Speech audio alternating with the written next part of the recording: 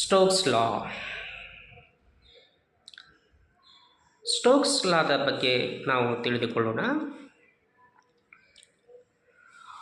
ಒಂದು ದ್ರವದಲ್ಲಿ ಯಾವುದಾದರೂ ಒಂದು ಘನವಸ್ತು ಅಥವಾ ಗೋಳವನ್ನು ಮುಳುಗಿಸಿದಾಗ ಸಹಜವಾಗಿ ಆ ಗೋಳವು ವೇಗದಿಂದ ತಳವನ್ನು ಮುಟ್ಟಲು ಹೋಗುತ್ತದೆ. ಅದರ ವೇಗವನ್ನು, ಅದು ಚಲಿಸುವ ವೇಗವನ್ನು ದ್ರವದಲ್ಲಿರತಕ್ಕಂತಹ ವಿಸ್ಕಸ್ ಫೋರ್ಸ್ ತಡೆಗಟ್ಟಲು ಪ್ರಯತ್ನಿಸುತ್ತದೆ. ಅದರ ವೇಗವು ಅತಿಯಾದಾಗ ವಿಸ್ಕಸ್ ಫೋರ್ಸು ಸಹ ಅದನ್ನು ತಡೆಗಟ್ಟಲು ಪ್ರಯತ್ನ ಮಾಡುತ್ತಾ ಅದು ಸಹ ಅಧಿಕಗೊಳ್ಳುತ್ತದೆ. ಯಾವಾಗ ಆ ಗೋಳವು ಕೆಳಗಡೆ ತಳ್ಳಲ್ಪಡುವ, ಕೆಳಗಡೆ ಮುಟ್ಟಲು ಅದರಲ್ಲಿ ಇರತಕ್ಕಂತಹ ಫೋರ್ಸು ವಿಸ್ಕಸ್ ಫೋರ್ಸಿಗೆ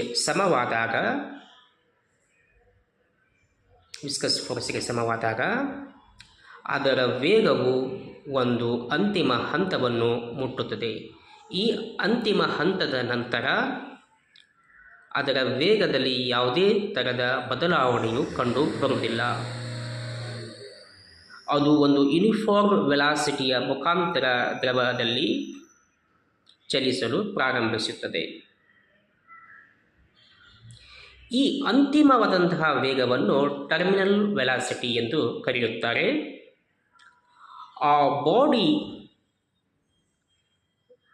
ಚಲಿಸುವ ಕಾರಣವು ಅದಕ್ಕೆ ಇರತಕ್ಕಂಥ ಒಂದು ಫೋರ್ಸ್, ಆ ಫೋರ್ಸನ್ನು ಎಫ್ ಎಂದು ತಿಳಿದರೆ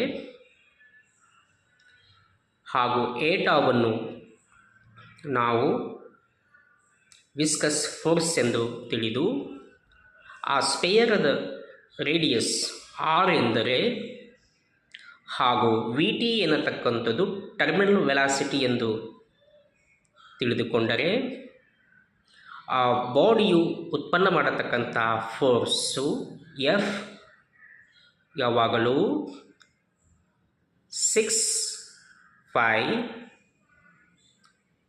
ಆರ್ ಏಟಾ ವಿ ಟಿಗೆ ಸಮವಾಗಿರುತ್ತದೆ. ಅರ್ಥಾತ್ F is equal to 6 times of pi eta R V T. ಇಂತಹ ಫೋರ್ಸಿನ ಮುಖಾಂತರ